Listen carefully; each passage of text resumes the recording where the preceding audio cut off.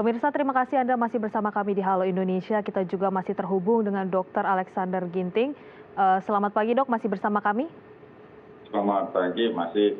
Oke, dokter tadi kita juga berbicara di segmen sebelumnya bahwa 3M adalah pencegahan utama, langkah mitigasi utama untuk kita juga terbebas gitu dari paparan virus corona maupun varian baru.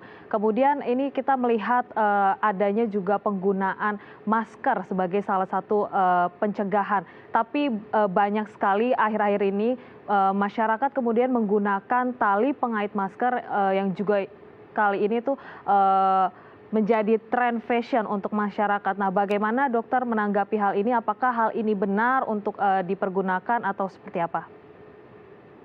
Ya, jadi bahwa dalam rangka kita memutuskan transmisi penularan, kata kuncinya itu adalah perubahan perilaku.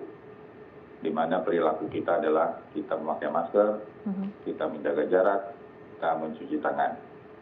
Nah, kalau kita berbicara masker, masker itu adalah alat proteksi diri, APD.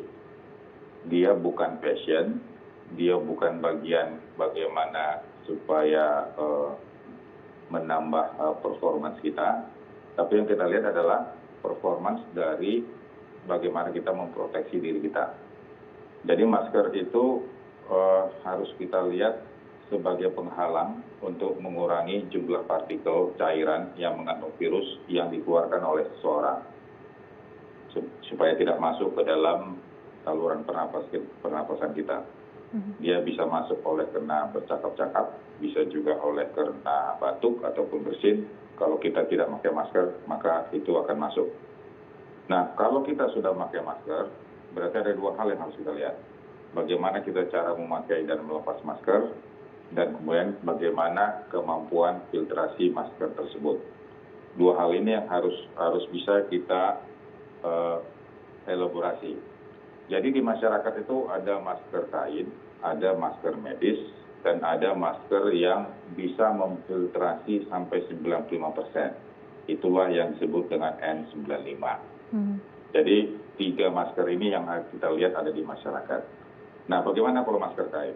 Kalau masker kain itu penyaringan partikelnya itu hanya lebih kurang 40%. Dan kemudian kalau dia untuk bakteri itu 60-80%. Kemudian memang keuntungannya dia lebih ekonomis, bernapas lebih enak. Nah, bagaimana dengan masker medis, surgical mask yang warnanya hijau, yang dia 3 lapis? Itu bisa penyaringan virus sampai 70-80%. Untuk bakteri dia bisa 80-95%. Dan memang masih ada kemudahan bernapas, tapi harga sedikit lebih tinggi daripada masker kain. Dan yang ketiga, masker yang kita sering kenal dengan N95. Masker yang mempunyai kemampuan menyaring 95%. Untuk penyaringan virus dia bisa menyaring partikel 0,1 sampai 0,3 mikron itu sampai lebih kurang 95%. Penyaringan bakteri itu bisa sampai 98 sampai 99%. Hanya kemudahan bernafasnya agak terganggu karena lebih kencang, lebih ketat, dan kemudian harga juga lebih mahal. Tapi ketiga ini tentu kita pakai ada areanya. Kalau pergi kita ke rumah sakit, daerah infeksi, daerah penularannya cukup tinggi, kita pakai N95. Tetapi kalau kita pergi ke area publik, cukup kita memakai masker medis. Karena area publik itu area yang tidak kita kenal. Bisa saja kita ketemu dengan orang yang tidak bergejala tapi menularkan. Sehingga kita pakai masker medis. Seperti contohnya kita ke pasar, kita ke stasiun, terminal, ke mall, dan kemudian ada masker kain. Mungkin ini bisa kita pakai kalau kita tinggal dengan serumah yang sudah kita kenal. Ataupun kita tinggal dalam satu kelompok kerja yang kita sudah tahu sama-sama tidak mempunyai penyakit.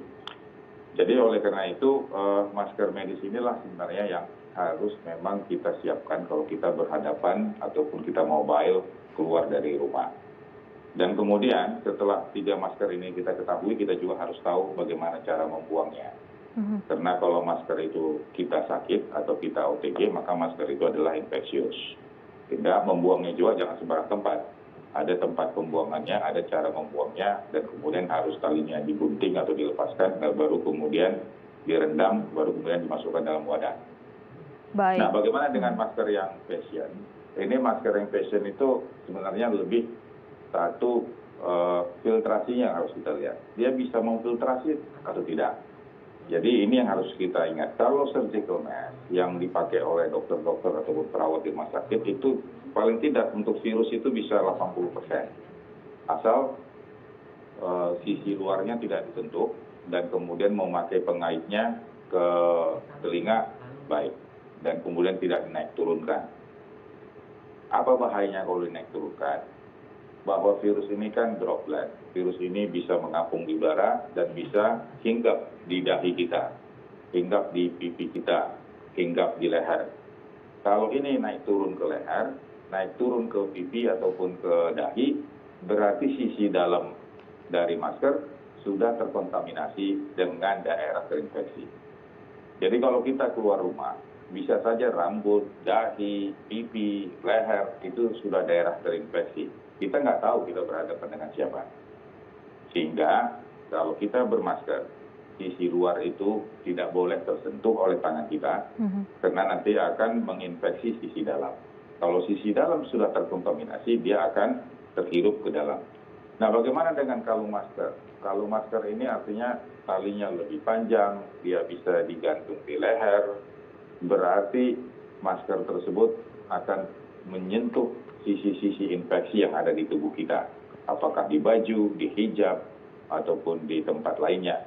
Apalagi kalau masker tersebut dengan talinya ditaruh di dahi seperti menaruh kacamata hitam. Itu juga akan membuat dia terkontak. Jadi kita melihat masker itu adalah alat proteksi diri. Jadi kalau dia alat proteksi diri, kita juga harus mengelolanya sebagai alat proteksi. Jadi sisi dalam itu tetap harus kita jaga, jangan sampai terkontaminasi. Sisi luar pasti sudah terkontaminasi karena berhadapan dengan bagian luar. Baik, memang tadi harus bijak juga menggunakan masker, kemudian mengolah limbah masker dan juga tadi pengait itu tidak direkomendasikan untuk juga tetap memproteksi diri kita dari penularan virus. Baik, Dr. Alexander Ginting, terima kasih telah hadir bersama kami di Halo Indonesia. Selamat kembali beraktivitas dan selalu jaga kesehatan. Terima kasih, selamat siang, salam sehat. Pemirsa, usai jeda kita akan menghadirkan informasi menarik dan inspiratif lainnya. Tetap bersama kami di Halo Indonesia.